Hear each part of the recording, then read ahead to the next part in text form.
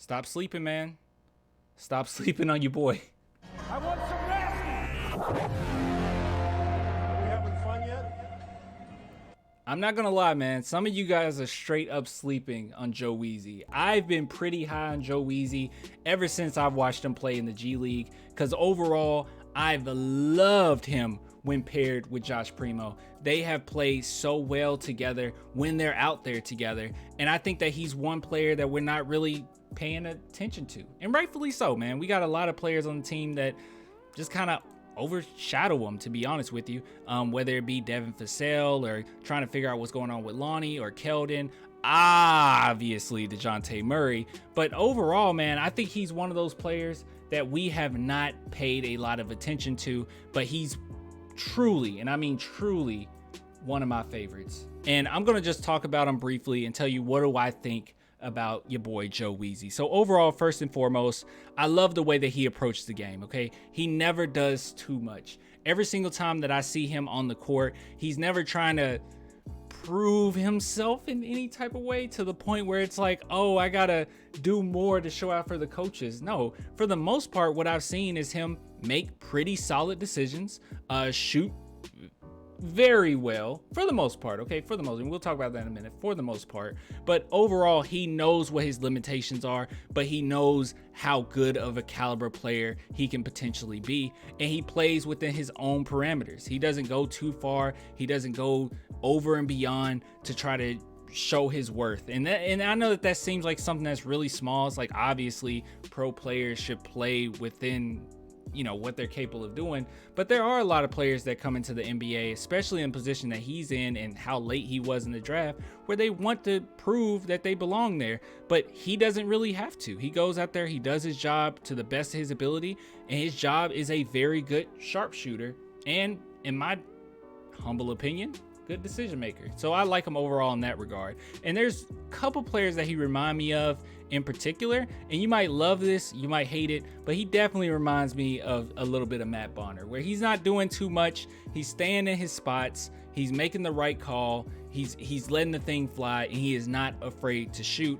But I also see his ceiling as Joe, another Joe that we know. This guy is way better than what he was supposed to be.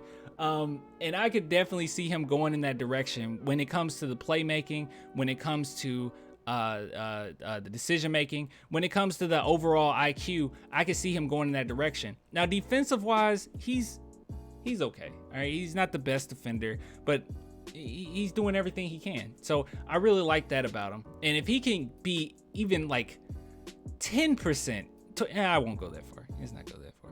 40% of Joe, the other Joe, then I think that we're looking at a really, really decent player. So let's look at the stats really quick, and obviously we're gonna look at G League because he barely played in the NBA.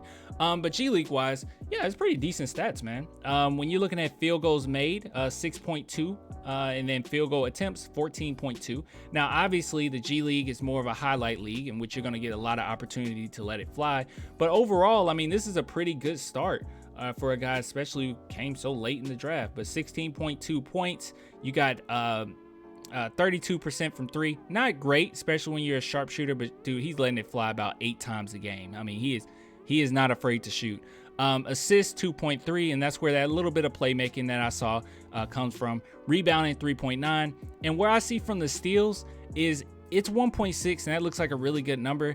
But what I've seen, and I could be completely wrong, okay, you guys could have saw something differently, but what I've seen as far as steal wise is defensively, he's not crazy great defensively, but as I said, he has a very high IQ, and he's capable of getting within those lanes and making the right play. So I think that he has the capabilities to get to this point. I'm not going to put that on him so early, but overall, I just feel like he doesn't get enough love, man, because I like his game, and I think that he's going to be more essential than you actually think, or that a lot of us actually think. And I honestly believe, and I've said this before, he might be, if I'm right when it comes to our boy Josh Primo, and Josh Primo will be the star, and he'll be the one that kind of lead the pack going forward when he gets a little bit older. I could see him potentially being the sidekick to Josh Primo. I mean, there's a lot that I see from those two in which they play very well together. Not only that, and I want to go ahead and point this out really quickly, they're really close. Obviously going into the same draft class, but if you've known anything about Josh Primo or anything about Joe Wieskamp, you know that they are pretty close and they've kind of made a friendship pretty early. So I just really like his game overall, and I don't want to sound like a broken record, so I'm gonna shut up. But I do like him, man. I want to know what you guys think about him, because he's not somebody that we really talk about, and he doesn't get a lot of attention. But overall, he is he's a fine, good player. He's solid. He's solid. Let me know what you think. If you want to support the channel, as always, only $2 per month, Patreon, YouTube members. Give it you guys later. Till next time.